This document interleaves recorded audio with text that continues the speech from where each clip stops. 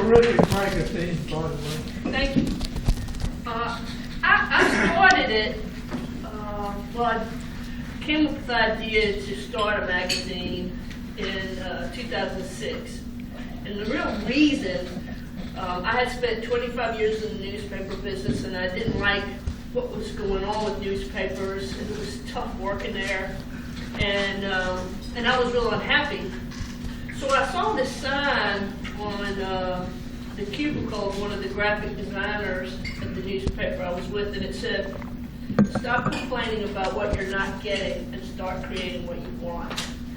And I just sort of, little light bulb went off, and I started working on the idea, and I left the newspaper and started the magazine in the spring of 2007.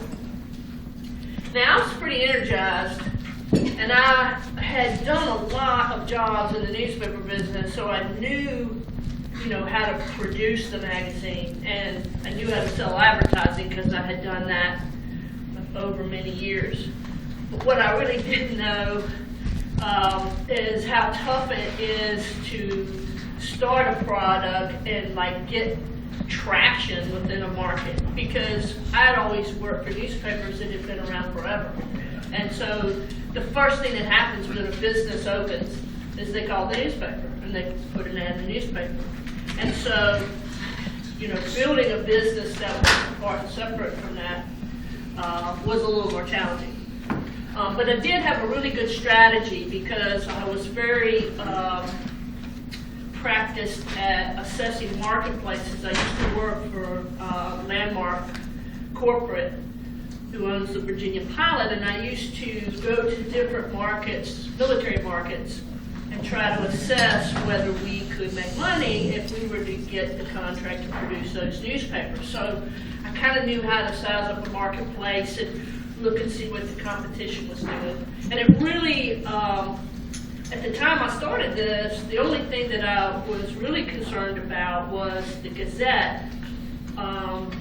Not from a content standpoint, because I was going to create something totally new, but that's where I was going to have to get my market share. And I was going to have to do it with a once-a-month product versus a twice-a-week product.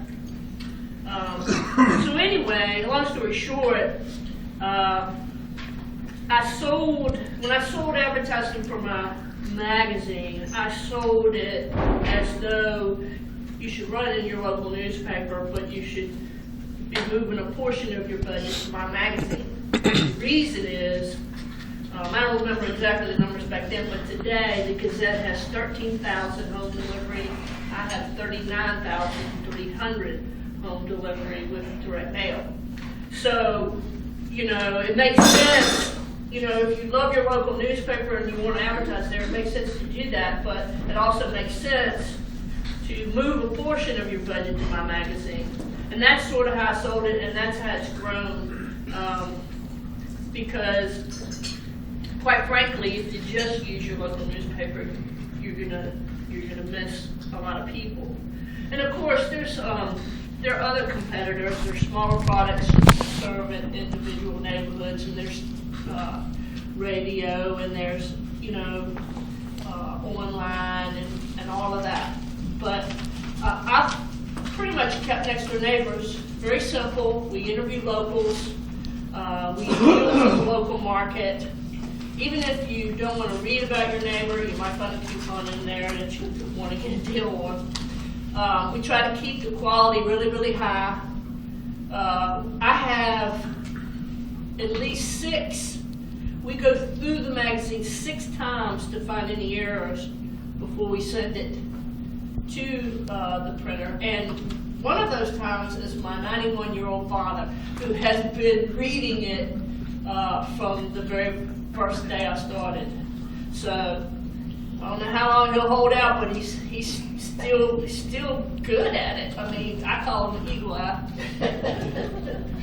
As far as the content of the magazine, I actually started doing something a little different. And by the 3rd issue, I was listening to what people were saying, and they were mostly interested in who they were seeing in there. And I realized, Williamsburg is a self-contained market, And even though we may go to Richmond or Newport News or other places, we pretty much, this is our community. This is where we go to school, we go to church, go to Rotary.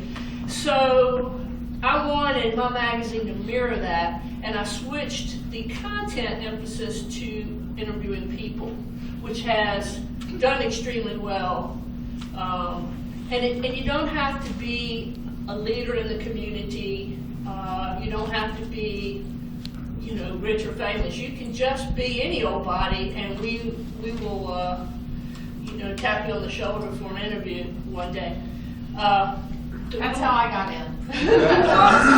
What we're working on now, we did probably about 5 years ago. It was really popular. It's called At Your Service. And we're trying to interview folks that are not the person running the business, but the person who's really on the service end of things and working directly with the public. So that's in the works coming up. My role has changed, and then I do have a really different real different business look than most magazines. Most magazines have an office, they have employees, they have all this stuff going on. I am the only employee in my business, and I work from home to keep my overhead down, because that postage that I'm paying to put it in mailboxes costs me over $8,000 a month. So that doesn't go to overhead, it goes to postage. But the one thing that I knew from the newspaper business back in the early 80s when I started is that you need to get impressions with the same reader. So if I could put it into people's mailbox and they go inside and take a look at it at their leisure and maybe read some of the stories or look at the advertising, then that business was going to have a better opportunity to gain results. And I believe that's been true, because I have a ton of advertisers who use my magazine every single month without fail, and have been doing so for years. But that was really my strategy for that, and it worked wonderfully. And then the best thing that happened to me is I got out of doing a lot of the stuff because I could afford to pay people. So I have a wonderful photographer, and I have about 15 wonderful writers, and I have a wonderful graphic designer, and my editor took all of the decision making of what the stories were going to be and who was going to write them off my back. So the only thing I have to do now is sell the advertising and then build the magazine by pulling all of those elements together. That's pretty much it.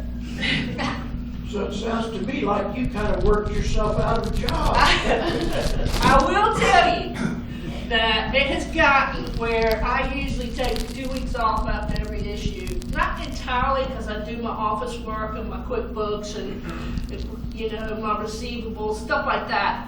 But I don't put a suit on and go out of the house, because nobody wants to see me until the magazine actually hits the street, and a few days have gone by, and then I go back out. Meredith, do you see this? I presume this is the only one like this in the whole country. Do you see this as a model for other places, or have you seen anybody else copy it? I think there's some smaller versions. I haven't seen it, but I've had people tell me at Ford's Collins is a small publication. I can't imagine anybody doing this, because you have to be insane to mail 30,000. And it creeps up, because as there are new houses being built, or any new apartments opening up, I add them. So I originally was mailing 34,000, and now I'm mailing 39,000. So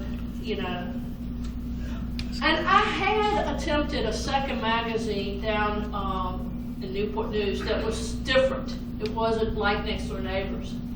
I think it was well received, and I think people would have caught on, but by that time I would have been broke, because I was having to pay other people to do it, and it just doesn't start quickly enough. Yeah.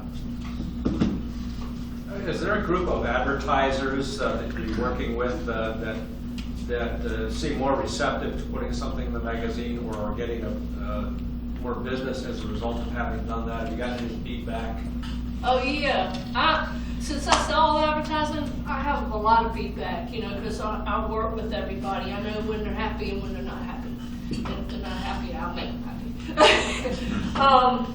People have asked me, if I measured it. There's really no way for me to measure it because I've done 2 surveys before, but what ends up happening is it goes to everybody, because the magazine goes to everybody, and then everybody who loves the magazine tells me that.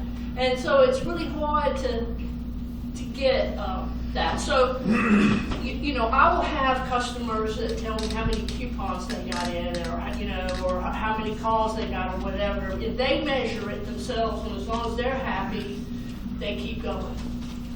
I will say, me and my other 2 partners, we do advertising in the magazine every month. It's the only advertising we do. We've done the radio thing, we canceled that. We looked at the Gazette, we canceled that. Either it's too expensive or we don't get the exposure that we want. From the financial services aspect, I can't put a coupon in a magazine. So that's, it's just, hey, we're here. That's all we're looking at doing. And it does that beautifully. Clients see it. People mention, oh yeah, I seen you in the next door neighbor. So I think you're doing it the right way. Thank you. Thank you. Yeah. Well, I appreciate your business. Yeah, absolutely. What do you think the future is of print newspaper, or is it going to become all electronic? This is my own personal feelings about newspapers. We're just checking it. As a whole, I'm not talking about anyone specifically, I think newspapers were very arrogant in the 80s. Because they had all the business. There was no internet, no cable TV, and they had 78% penetration. But now all that has changed, and I think newspapers have been slow to change their mindset toward customer service instead of, how do we get that profit? How do we, get that revenue in? So I don't see anything happening right now that's going to paint a very good or easy picture for newspapers. And I'm not sure they have figured out online yet on how to capture market share in dollars online.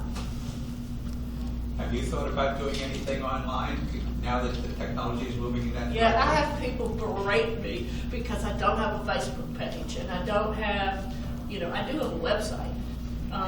But I thought about it, and all I could come up with was that it would just be an additional expense for me, an additional exposure. Now all of a sudden I'm going to have more than just emails to answer. I'm going to have people want me to answer on them and those avenues. And I didn't believe it would drive $1 million, so I haven't done anything. I'm probably the only business in town that doesn't do anything. Are there certain areas, sectors of the business that are more likely to be advertising? Is it mostly food services or things focused on tourists, or is it quite a range of businesses? No, I don't. I typically don't get businesses who are solely focused on tourists because this does not go to tourists. But a lot of businesses want locals and tourists, so I get those, and I get business from all kinds of different entities. The one frustrating thing was up until this issue, I'd never done any business with Colonial Williamsburg, but now I have a nice schedule, and they were in this issue, so I'm pretty excited about that. Got a new president over there. Yeah, he's a mover and a shaker. Yes, sir. So, there are always people that just kind of aren't ready to venture in, to check it out or see what it will do. And, I remind people you're buying audience, and I can offer you the largest audience in the marketplace. But it takes a commitment, really, to see if it's going to, drive measurable results. It takes more than one ad. Any other questions? How difficult is it to sign up a customer to advertise? You know what? Not nearly as hard now as it was 6 or 7 years ago. But I'm real laid back about it. I try to tell my story and try to let them understand what my magazine can do for them and how they're going to need to approach it. They're going to have enough money to run 3 or 4 months in a row, to see. But it's really a lot easier. In fact, I have a lot of people that call me now. As soon as the issue comes out, I'll probably get 10 or 15 new customers. And, you know, some of them, most of them stay, but not all of them. So. The May issue came out right around the 2nd of May. How much prep time was there getting it at that particular time? In other words, when did you start working on the May? My writers, we give my writers at least a month to write their stories, and my photographer has that time to take the photos. All of that comes to me about, like, say, Monday or Tuesday. And by Friday of that week, I'm building the magazine. I work all day Friday, Saturday, and Sunday. And then Monday, I send it to the printer. So all of the work is done producing it in a pretty condensed amount of time.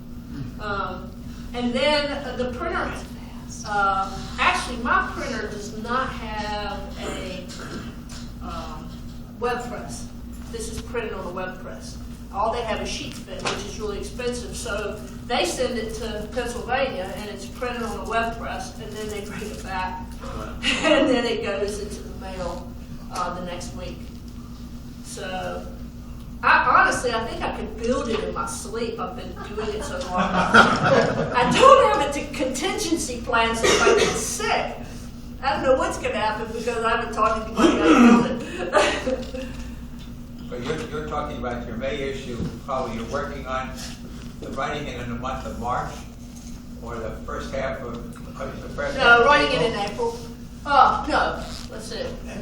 No, it came out at the end of April. Writing it in March, you're right. And then getting it to the printer sometime in April to get it onto the street by the 1st of May. Yeah, my printer has, well, you know, they have the time to have it printed, but then they have to do the, they put it in sequence and put the addresses on them. Right. So they have, you know, here's something really silly about our post office, but I've called everybody and I cannot get it changed. Surprise, surprise. I get a discount if my magazines are brought to Williamsburg to the 3 post offices. I'm paying like 17 cents a piece. But if I don't do that, if I just take them to the regional center in Richmond, I can't get that discount. So I bring them here, and then each post office puts them back on the truck and drives them back to Richmond. What else did you do with it? And it works for me. I still get my discount, but it's like stupid. And we wonder why they lose money, right? Because it's a bureaucracy, that's why. Can you talk about how you select your interviewees? Is there some magic to it? No. Now, Greg does most of that now, but he and I meet every few weeks, and we, you know, if it's a tough theme, we kind of bat around ideas. But we get people to call us and email us and give us names of people who do stuff. We find people on the internet. I met somebody, or somebody that I know told me about somebody that did this. And that's just really how it all comes about. We try to make sure that it doesn't just reflect our place in life, you know, working it out. We want to talk to people who are older, younger, different races, you know, all over the place. So we try to make sure we do that. There's no, you know, we found out that everybody has a good story, and there's hardly anybody, maybe nobody that we could interview that wouldn't be able to give us a good story. And by the way, the whole mission of this magazine is to be a community magazine. So we want it to be positive. We want to show what people are doing. We do not want controversy. We don't want negativity. But we also don't want puff. You know, we're writing real stories about real people. And hopefully that could inspire somebody to do something that they hadn't been doing. So the area you mail to is, 3 zip codes? Yeah, 185 Williamsburg, 188 James City County, and 168 Tawana. And then I put copies of the Norwich Post Office. They let me stack them in there because those people only have a P.O. box. What is, has the existence of the Williamsburg Yorktown Daily online paper, has that impacted your business? I mean, I don't really look at it that way because we're different. But I mean, essentially, anytime somebody's spending $100 over there, they're not spending that $100 with me. But I don't really look at it that way because I'm doing fine. And, you know, I'm happy for everyone to be successful. Any other questions? Let's give our speaker